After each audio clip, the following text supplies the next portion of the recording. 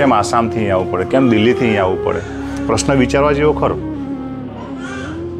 કંઈક તો હશે ને. અને અહીંયા નોર્મલ સુવાડ થઈ જાય તે નોર્મલ સુવાડ ત્યાં શક્ય હોય જ, કેમ ના હોય? જ્યાં પણ સાંભળો ત્યાં કે સીઝર કરવું પડે, બાળક આડું છે, ત્રાસું છે, ગળામાં આટી છે, એવી ઘણી જ વાતો હોય ને ઘણા જ કારણો બતાવીને ક્યાંક ને ક્યાંક ઓપરેશન થતા હશે. તેમ છતાં એક દર્દી છેક બરોડાથી અહીંયા આગળ આવ્યું. 150+ કિલોમીટર છે, પણ ધીરે ધીરે અમે આવી ગયા અને થઈ ગયું. સવારે રાત્રે 1:30 વાગે એડમિટ થયા અને સવારે 8:45 તો અમારે ઘરે લક્ષ્મીજી આવી ગયા છે, બેબી ગર્લ. પરિવારના આશીર્વાદ મળ્યા, કાકીના આશીર્વાદ મળ્યા કે ના ભાઈ સારું થજો. તમે તમારા ગમે એવા અઘરા કેસો ને તે પાર પડી જતા હોય. તમે ગમે ત્યાં ફસાયેલા, તમે કોઈક તકલીફમાં હોય, કોઈક જ્યારે તમને ઉપર વિઘ્ન હોય ને એ વિઘ્ન જ્યારે દૂર થઈ જાય ને તો ખરેખર માનું કે તમે કોઈક સારું કામ કર્યું હશે ક્યાંક. બાબુ તમારો વિડીયો જોયો હતો અને બરોડા હોસ્પિટલમાં લઈ ગયા, એડમિટ પણ કરી દીધું અને પછી કહે છે કે 2 દિવસ એડમિટ રાખશું અને પછી કહે છે કે ડિલિવરી માટે વિચારજો. તો અમને થોડું ગભરામણ ને પેલું સેફટી પ્રમાણે ના લાગ્યું એટલે પછી ત્યાંથી અમે ડિસ્ચાર્જ લઈ લીધું. ધીરે ધીરે ગાડી લઈ નીકળી ગયા. 1 વાગે આવી ગયા, 1:30 વાગે એડમિટ કરીને અત્યારે સવારે 8:48 તો અમારે લક્ષ્મીજી છે ઘરમાં, બેબી ગર્લ છે. મારી બેન છે, મારા કાકી છે અને ત્રણે બધા જ ઓપરેશન જ છે. કોઈ નોર્મલ થાય જ ના.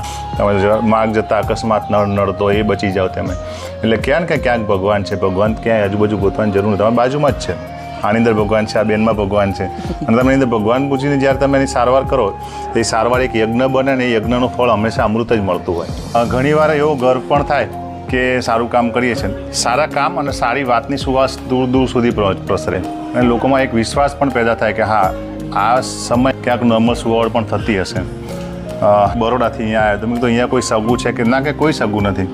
તો કે છેક બરોડાથી અહીંયા આગળ અહીંયા કોઈ લેવા દેવા નહીં, કોઈ પેલું નહીં અને 150 કિલોમીટર થાય તો કેમ અહીંયા આગળ આવવું પડે?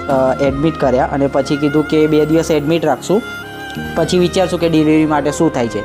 તો અમને લાગ્યું કે 2 દિવસ એડમિટ રાખીને યાર તકલીફ કેમ વધારે કે હવે છોડો અહીંયા આગળથી આપણે ત્યાં જ જઈએ ધીરે તો ત્યાં પણ ડૉક્ટર રજા નહોતા આપતા. તો કેમ ડાયરેક્ટ થોડી, પણ ત્યાં 2 દિવસ એડમિટ રાખે તો બહુ મોટો ઇશ્યુઅન્સ જેવું આવી જાય કે પછી એકદમ શું થાય શું નહીં, એટલા માટે થોડું ડર લાગે. અને હવે લોકોમાં એક બીક છે કે ભાઈ જશું દવાખાને જશું તો કદાચ ઓપરેશન નહીં કરી દે, કદાચ આમ નહીં કરી દે. ઓપરેશન ક્યારે હોય? જીવ બચાવવાની જ્યારે પ્રશ્ન હોય, જ્યારે બાળકનો કે જ્યારે માતાનો પ્રશ્ન હોય ત્યારે આપણે કરીએ, એ યોગ્ય છે.